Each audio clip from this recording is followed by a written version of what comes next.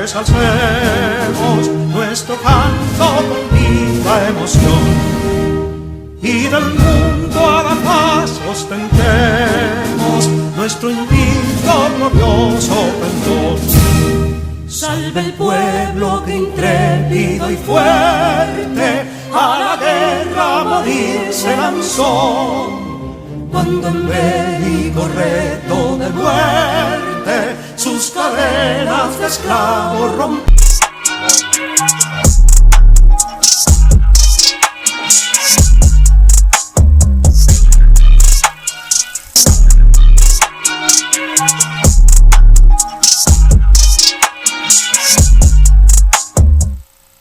Bien, amigos y amigas, tal como le hemos prometido, el primer tema de Hablan los Constitucionalistas en el día de hoy es el tema referente a la reforma constitucional que justamente hoy el ciudadano presidente Luis Abinader va a proclamar ante el Congreso de la República Dominicana.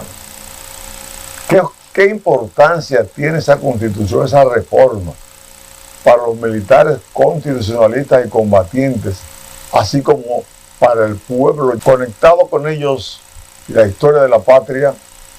Podemos afirmar que la proclamación de la reforma constitucional en el día de hoy es el cuarto paso en importancia en la historia republicana de este país. ¿Por qué nosotros decimos que es el cuarto acontecimiento? Lo decimos por las siguientes razones. En primer lugar, con el trabucazo de Mella, con la compañía de los trinitarios, con la disposición a tener una República Dominicana libre e independiente de toda potencia extranjera, se dio el trabucazo, donde nace lo que es hoy la República Dominicana. Ese es el primer acontecimiento de la historia democrática, el salto a la independencia. Salto a la independencia que realmente nos merecíamos, porque había un concepto de que nosotros éramos representantes de España en esta parte de la isla. Éramos prohispanos, teníamos una cultura hispánica, teníamos una dominación hispánica desde el momento en que llegó Colón en el 1492. Desde esa época hasta la independencia de la República éramos prohispánicos, porque era España la que nos gobernaba, eran de España los gobernantes, eran de España los militares, los funcionarios, eran de España inclusive las mercancías que se podían traer, porque mediante la dirección de la Casa de Contratación de Sevilla, solamente vía España podían entrar artículos a esta parte de la isla para ser comercializados. Y de aquí para allá se llevaban también todo el oro y todo lo que se producía en esta parte de la isla o en la isla completa, pero era hacia España. Hubo que hacer resistencia a muchos piratas para poder llegar en algún momento a algún acuerdo donde ellos pudieran también llegar a los puertos dominicanos. Pero durante siglos los puertos dominicanos estaban monopolizados por las mercancías que entraban y salían desde España y hacia la República, y desde aquí hacia España. Entonces éramos hispanos. Inclusive España pudo haber perdido esta parte de la isla si nosotros hubiésemos tenido en el 1996 la desdicha de que el general francés que estaba en Haití hubiese aceptado venir hacia la República Dominicana, hacia esta parte de la isla, pero él no quiso, porque las tropas que le iban a acompañar eran negras. Y en ese momento se había mantenido una lucha dirigida por Toussaint Louverture, quien se había levantado el 14 de agosto de 1791 con los esclavos para obtener la libertad que le habían conferido a los blancos, porque así lo ordenaba la Revolución Francesa, la abolición de la esclavitud. Sin embargo, él no quiso venir con los esclavos que ya había liberado el 29 de agosto de 1793 Francia, que estaban dirigidos por Toussaint Louverture. Así nos vimos nosotros hasta invadidos por el general Ferrand y luego invadidos por Boyer el 9 de febrero de 1822, y en esos 22 años, de 1822 a 1844, se crearon las condiciones para la independencia nacional. Se dio, después tuvimos la independencia nacional, después de ella vino la restauración, segundo acontecimiento histórico de la República Dominicana. Luego nosotros tuvimos un acontecimiento determinante en el 1965, que es el tercer acontecimiento, que fue la Revolución de Abril, primera revolución en el mundo para reponer un gobierno constitucional y su constitución. Habían dado casos de luchar por una constitución en Irán, en México, en Brasil, en el 1932, pero la única revolución para reponer una constitución vigente fue la nuestra. La de ellos era para que hubiera una constitución. Esa constitución y esa lucha de 1965, donde reclamamos la vuelta a la constitucionalidad y el retorno del profesor Juan Bosch en elecciones, fue una lucha en respuesta a la violación de la soberanía popular que expresó el pueblo el 20 de diciembre de 1962 y que fue conculcada cuando el 25 de septiembre, después de haber ganado el profesor Juan Bosch y haber sido juramentado, fuera derrocado en un golpe de Estado. Hasta ahí comienza el levantamiento militar para que llegara la democracia. Pero entonces derrocamos el gobierno del triunvirato, que fue el gobierno que sustituyó de manera de facto e irregular al profesor Juan Bosch, y se produjo una guerra civil, porque los norteamericanos no estaban seguros de la lucha nuestra y sí estaban seguros de lo que sí podían hacer los grupos de San Isidro, que habían actuado en coordinación con ellos para el golpe de Estado. Se hizo resistencia a la intención de los norteamericanos de que se formara una junta militar, y ahí comienza la guerra civil.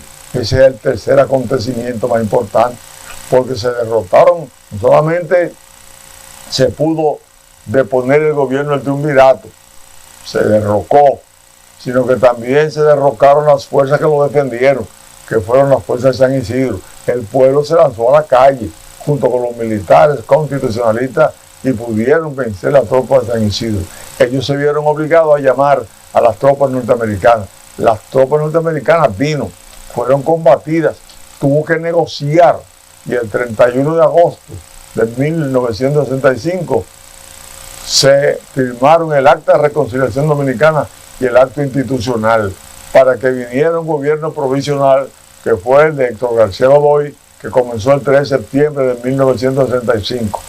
Él hizo 9 meses de gobierno, propició las elecciones, que fueron por fraude, que ganó el presidente Balaguer, 12 años reprimiendo al pueblo, 12 años exiliando a todos los revolucionarios y personas demócratas que había en el país, 12 años que fueron vencidos entonces en las elecciones de 1978. Realmente, desde el 65 a esta fecha, el aporte más importante para la democracia había sido la revolución constitucionalista. Pero ahora se une a ella, a ese acontecimiento importante, porque fue que la Revolución de Abril frenó los golpes de Estado. Desde 1844 a 1965 no había gobiernos que pudieran cumplir el mandato para el cual fueran electos, a no ser el de Buenaventura Báez, 1849-1853, el de Meriño, 1880-1882, y el de Ulises Rowe, 1882-1884. Después de ahí no hubo más traspaso de mando, hasta que no se da la Revolución de Abril, y 15 elecciones hemos tenido, y 15 gobiernos le han pasado el poder a otro o ha continuado por elecciones, otro, como es el caso de lo que ha hecho el presidente Luis Abinader, que ganó en el 2020 y vuelve a ganar en el 2024. Pero, ¿por qué esta reforma es la reforma más importante que se ha dado después de la de 1858, que fue la cibaeña, y la de 1963, que fue la del profesor Juan Bosch? Esta es la reforma más importante y la que constituye el cuarto salto hacia la democracia. ¿Por qué razón? Compañeros, amigas, complementarios, como lo llamamos otros, hermanos, esta reforma donde se le pone un candado a las elecciones ilimitadas que había aquí de los presidentes, es un acontecimiento histórico que el país tiene que reconocer. Ya un presidente no podrá ser presidente una tercera vez, solamente 2 veces. Ya el pueblo dejará de vivir la incertidumbre que vivió en el 2019, cuando el presidente Danilo Medina quiso reelegirse por tercera vez.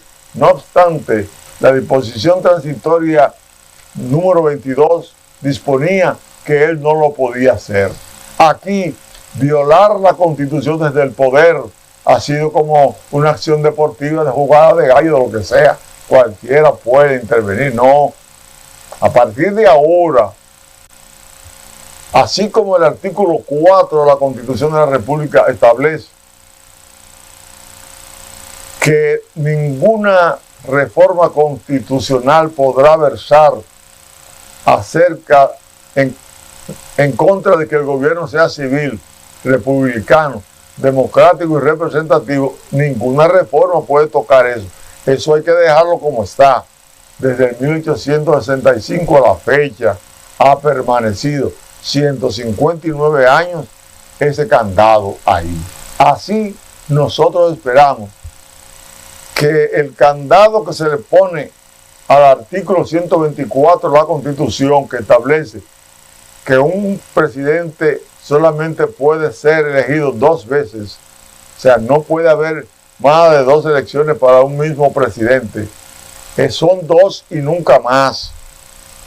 Eso que dice el artículo 124, así como dice el artículo 4, pasan al artículo 268 de la Constitución, que es donde está la fórmula pétrea, la fórmula en la cual no se puede tocar esos puntos. Nunca más la Constitución podrá versar acerca de que un presidente sea o no sea más de 2 veces presidente. Ya eso está petrificado. Eso está escrito en el libro de la roca de la historia de honor y dignidad de este país. Es el punto más importante. ¿Y por qué también es importante? Solamente porque aparece en la fórmula pétrea que establece el artículo 268. No. Es que cada vez que un presidente dura 4 años, hay una cantidad de personas, amigos, de mercaderes de la política, de personas que tienen acceso al poder, siendo personas con mentes delictivas. Esa gente se va haciendo de dinero, de mucho dinero, y cuando llegan las elecciones no piensan en educar a la población para que entienda cómo debe funcionar la democracia, por qué se debe respetar la Constitución, por qué tiene que tener conocimientos cívicos, éticos, morales, de valores patrios y de conocimiento del manejo del Estado. Eso no se enseña. ¿Por qué? Porque los que han acumulado dinero compran los votos y con ello violan la soberanía popular que establece el artículo 2 de la Constitución, que establece que la soberanía reside exclusivamente en el pueblo, de quien emanan todos los poderes, los cuales se ejerce por medio de sus representantes o de manera directa. Eso se viola porque los votos en la mayoría de los casos son comprados o comprometidos con alguien que te va a dar participación en el poder. No son para elegir los candidatos por mérito y profesionalización, como establece el artículo 142. para que podamos tener personas en el poder que no hagan mal uso de los fondos. De eso vamos a referirnos más adelante cuando hablemos de la situación de la reforma fiscal que hubo que devolver o colocarla en su punto democrático de importancia. Eso lo vamos a explicar. Pero necesitamos entonces tener gobiernos que todo el mundo sepa que son 2 periodos y que a los 2 periodos van para su casa y que lo que hicieron, los dineros que administraron, se van a fiscalizar y controlar, lo van a auditar, y si usted robó, va a tener que pagar las consecuencias de lo que establece la Constitución y las leyes. A eso que mucha gente le tiene miedo, no quieren volver a sus casas, no quieren ser tocados para ser acusados por la corrupción y quieren que los gobiernos continúen. ¿Por qué? Porque no hay una impunidad más grande que la que otorga la indiferencia del poder.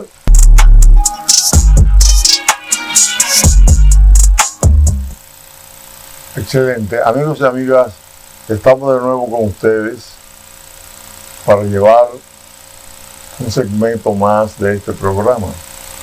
El segmento correspondiente a los testimonios de esa revolución, que lo vamos a tener todos los domingos, siempre a esta hora, para que el pueblo conozca qué ocurrió. Porque mucha gente oye hablar de revolución y creen que es un nombre. Revolución es un hecho, son hechos conjuntos, complejos, sufrimiento, sangre, dolor. Hay que cuidar la democracia, hay que avanzar en democracia para cuidar la libertad. Y estos testimonios que vamos a ofrecer en el día de hoy nos van a ayudar. Por ejemplo, yo le voy a presentar al capitán de navío retirado Adriano Viladín Pujol. Este compañero comenzó la revolución y la vivió en carne propia desde el inicio hasta que terminó. Pero él hoy nos va a narrar un segmento. El domingo que viene otro y el otro otro. En 3 partes le va a narrar lo que vivió en la revolución. Hoy va a narrar acerca de lo que ocurrió desde que comenzó la revolución, donde él estuvo, hasta que él cruzó a Ciudad Nueva. Después de la operación limpieza que ordenara Inver Barrera el 15 de mayo de 1965. Adelante, comandante. Buenos días. Yo soy el capitán de navío Adriano Viladín Pujol. Voy a narrar desde que comenzó la revolución el 24 de abril de 1965, más o menos de las 12 a la 1, que fue cuando hubo el anuncio de Francisco Peña Gómez, que estaba haciendo un programa por uno de los canales de radio de la República en ese entonces. Yo era a la sazón alférez de fragata, jefe de artillería del destroyer T-501, cuyo comandante era el capitán de fragata Francisco Amarte Victoria. Creo que esa persona era una de los que en ese tiempo leía más libros, y por tanto fue por esa vía que nos hicimos amigos. Él era muy superior a mí, pero debido a la literatura pues nos hicimos grandes amigos y estábamos en el movimiento que era un consenso general para derribar al triunvirato. Lógicamente no sabíamos, cada uno pertenecía a un grupo diferente. Yo pertenecía al grupo del teniente del coronel Rafael Tomás Fernández Domínguez, y él pertenecía al grupo de San Cristóbal, que era liderado por Aníbal Peña. Como decía, a la hora más o menos de 12 a 1, cuando Peña Gómez llamó a la población levantar, pues lógicamente ahí comenzó un movimiento, una crispación general, especialmente de todos los que estábamos en uno u otro grupo, porque sabíamos que ya había comenzado el momento de tomar acción cada uno en su grupo. Como a las 4 de la tarde, ya muchos campamentos o fortalezas o garrison de la República Dominicana, como Mao, Puerto Plata, Santiago, la quinta brigada, la primera brigada, y así sucesivamente, eran parte de nuestro movimiento. Todos se habían pronunciado que estaban a favor nuestro. Lógicamente, el movimiento de Fernando Domínguez tuvo una falla grandísima, que fue que en su proyecto de movimiento revolucionario no se asignó a las personas responsables específicamente que tenían que hacerse cargo de cada uno de los regimientos, tanto de la Fuerza Aérea, de la Marina o del Ejército, una vez se anunciara el movimiento. Este movimiento se había tratado de hacer el 3 de enero, pero un cohermano de Fernando Domínguez denunció a Triunvirato de Puerto Rico y lógicamente se pospuso hasta el 24 de abril se produjo el apresamiento por parte de un grupo de la Jefatura de Estado Mayor, del Staff Mayor del Ejército, y el capitán del Ejército, Mario Pérez Tavera, fue el que designó una persona para que llamara a Francisco Peña Gómez y le dijera que había comenzado el movimiento. Este movimiento no comenzaría sino después que el Ejército trataba de apresar muchos de los oficiales de los que estaban en movimiento, como sucedió el sábado 24 de abril. Bueno, dadas las circunstancias, pasó la tarde del sábado hasta que una noche el jefe del triunvirato lanzó un decreto diciendo que si las fuerzas revolucionarias no se ponían las armas, pues al otro día el Ejército y la Marina y la Aviación tomarían acción pertinente para acabar con el movimiento. Lógicamente eso no sucedió porque el espíritu revolucionario fue regado por la República hasta que el domingo llegó y se estableció una conversación entre parte de la Fuerza Aérea y parte de los líderes de nosotros para tratar de llegar a una conclusión y tratar de terminar el levantamiento. Eso no sucedió porque la fuerza de la aviación estaba con nosotros y seguía los lineamientos de la embajada americana.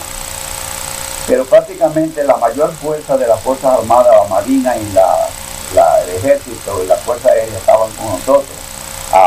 De modo que el domingo a las 9 todavía la Marina de Guerra estaba de nuestra parte, como lo había anunciado Rivera Caminero, que era jefe de Estado Mayor de la Marina en ese entonces. Lógicamente, como no se llegó a nada, la Fuerza Aérea comenzó a las 2 y pico a bombardear el Palacio Nacional. Horas después de que los expedicionistas habían tomado presos a las dos personas que hacían de triunvirato y habían elegido como presidente provisional a José Rafael Morillo Reina, que era parte de la Cámara Legislativa de nuestro país, que le tocó esa oportunidad por el hecho de que el mayor incumbente estaba fuera. De todas maneras, se pensaba que a la 1 o las 2, pues lógicamente se llegaría a un acuerdo, pero los Estados Unidos insistieron y la Fuerza Aérea siguió su lineamiento de que lo que había que hacer era una junta militar. Y los constitucionalistas querían el retorno de Juan Bosch sin ninguna otra condición. Nada de eso se logró y fue cuando comenzó la guerra civil, que comenzó precisamente el lunes en la mañana. El domingo ya estaba la guerra civil hasta que el 28 llegaron las fuerzas de ocupación de los Estados Unidos y llegamos a tener unos 42.000 marinos, o sea, pasaron por aquí. realmente ese número de 42.000 marines, eso no ha habido aquí simultáneamente nunca.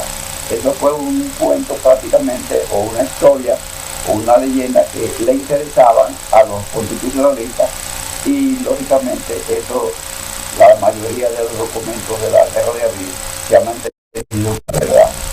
Pero lo importante es que comenzó una guerra civil y luego el 28 comenzó una guerra patria con los americanos.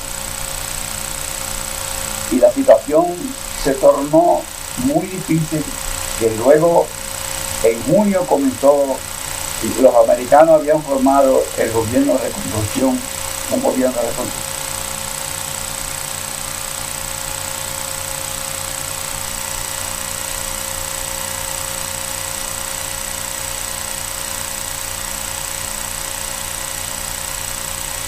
La demanda de los Estados Unidos fue tan grande que la mayoría de los países del mundo creyeron en las verdades contadas por los americanos, pero los constitucionalistas tenían un espíritu tan grande, como siempre lo han tenido los dominicanos, hasta que ellos se vieron obligados a establecer unas conversaciones que comenzaron el 6 de junio para tratar de finalizar el acto bélico.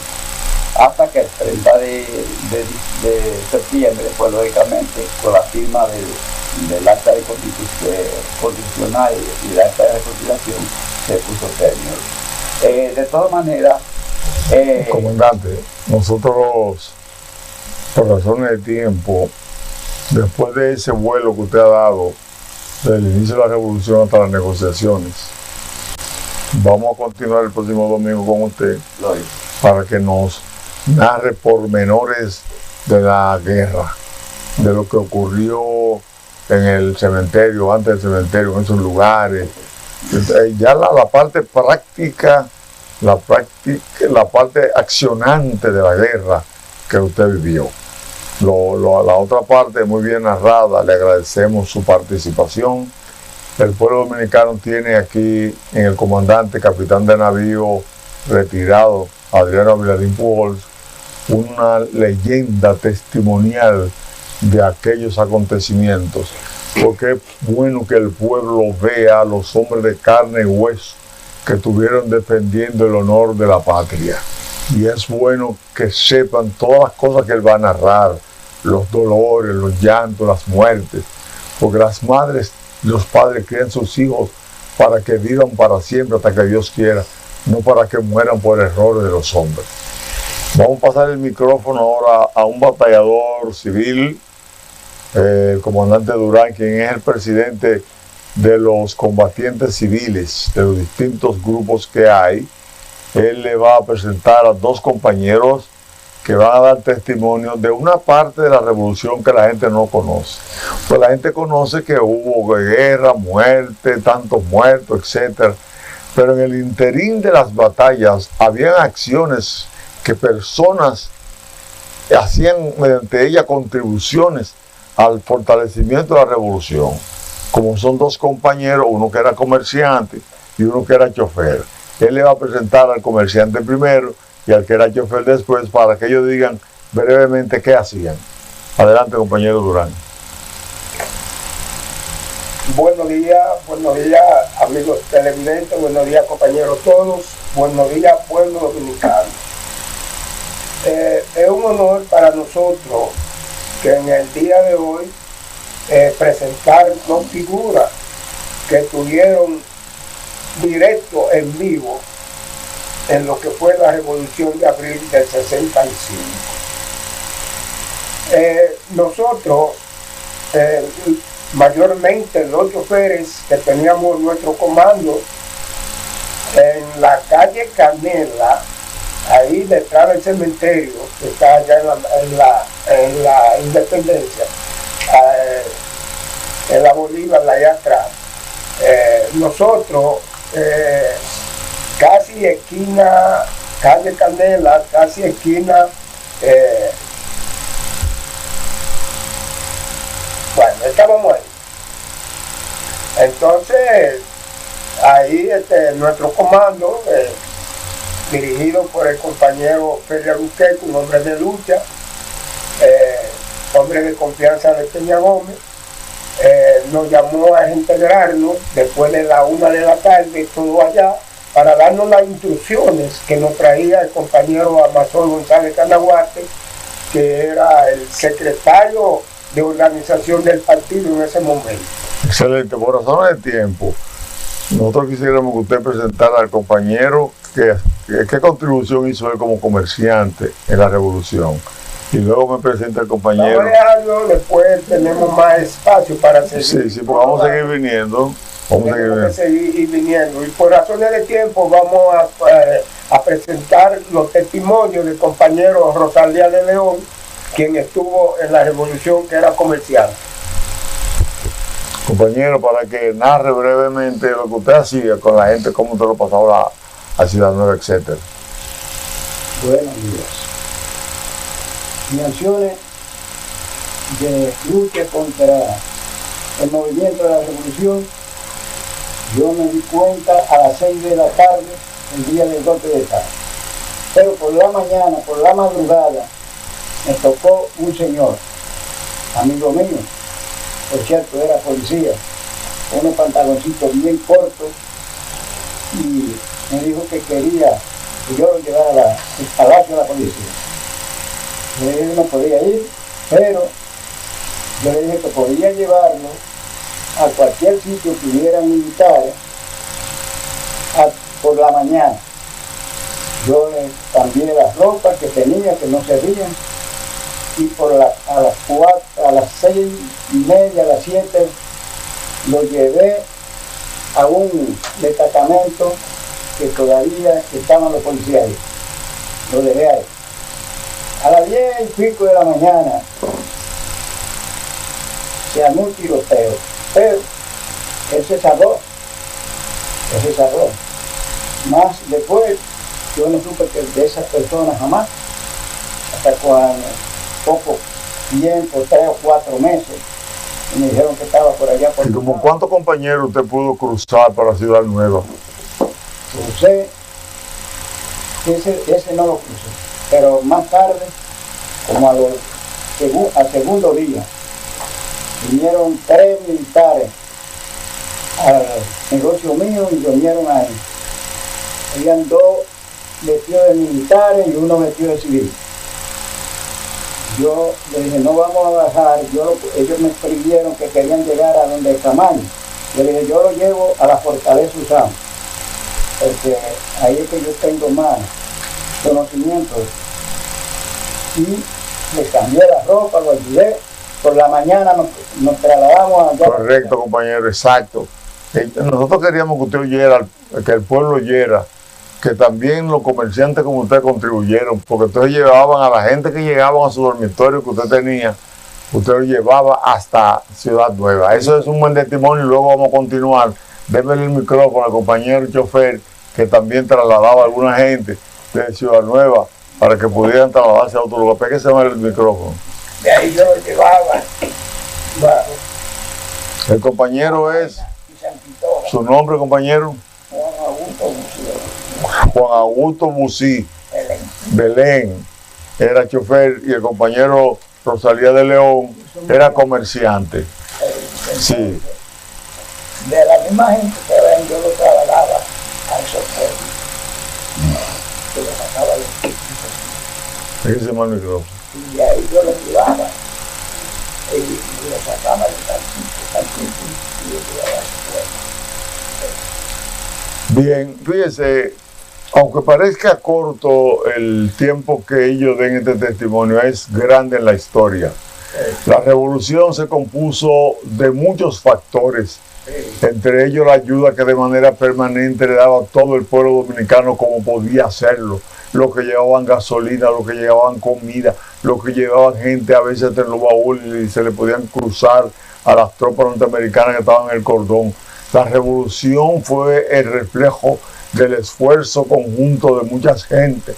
No hay revolución si todos los segmentos del pueblo no colaboran. Que se quede eso en su memoria. El domingo que viene vamos a traer a ellos u otros más para que den testimonio de cosas que ellos hicieron para que la gente vea que la revolución fue una acción de mucha gente, del pueblo dominicano. Yo les decía a ustedes ahorita que le iba a hablar de la situación que se presenta hoy en la República Dominicana, parecida a aquello que se dieron cuando se produjo el golpe de Estado del profesor Juan Bosch. No estamos diciendo que va a haber golpe de Estado aquí, no. Las condiciones de aquella vez, donde sectores de la oligarquía se unificaron para derrocar al profesor Juan Bosch, los que no oyeron cuando Juan Bosch lo llamó a formar un gobierno de unidad nacional cuando ganó las elecciones, los que nunca quisieron cooperar con el gobierno y el país, los que se hicieron indiferentes, ahora hay gente indiferentes. Se dio el caso cuando el presidente tuvo que retirar la reforma fiscal del Congreso y la retira en una acción que ennoblece la democracia dominicana porque él oyó la voz del pueblo. La voz del pueblo que más insistió, él la oyó. Y nosotros entendemos que a lo que le sirven al Señor, todo le obra para bien. Aquella intervención oportuna del presidente fue muy importante para la democracia dominicana. Y nosotros entendemos que la oposición dominicana no se puede comportar como la oposición que le dio el golpe de Estado al profesor Juan Bosch, porque deja mucha suspicacia. La oposición de nosotros de hoy no debe ser una oposición satanizadora como era aquella. Debe de ser una oposición celosa, vigilante, justa, pero siempre defendiendo al pueblo. Para el asunto de la reforma fiscal hace falta que la oposición opine. Y nosotros tenemos ahí ejemplos que enviamos al Control Master de las veces que este presidente ha llamado a la oposición y al país para que realmente se unan a esa lucha de hacer una reforma fiscal, de mejorar la condición macroeconómica, política y social del país. En esa área la oposición tiene que colaborar. La oposición no puede vivir solamente satanizando lo que hay en el gobierno, porque lo que está tratando es de hacer que desaprovechen las condiciones subjetivas favorables a una estabilidad política. Aquí hay que fortalecer este gobierno, hay que fortalecer este país, porque tenemos una lucha que nos quiere hacer pelear con Haití y tenemos que fortalecer nuestras instituciones. Y para eso la primera institución que tenemos nosotros vista para todo es el gobierno y la familia. Así que invitamos a todo el pueblo dominicano y fundamentalmente a la oposición que a partir de la proclamación nos sumemos a la lucha por una reforma fiscal donde se garantice la estabilidad macroeconómica de este país y la actividad económica de cada dominicano, de manera que nosotros nos hagamos respetar ante el mundo, porque siempre lleguemos a hacer lo que hay que hacer, que es que se cumpla con la ley y punto.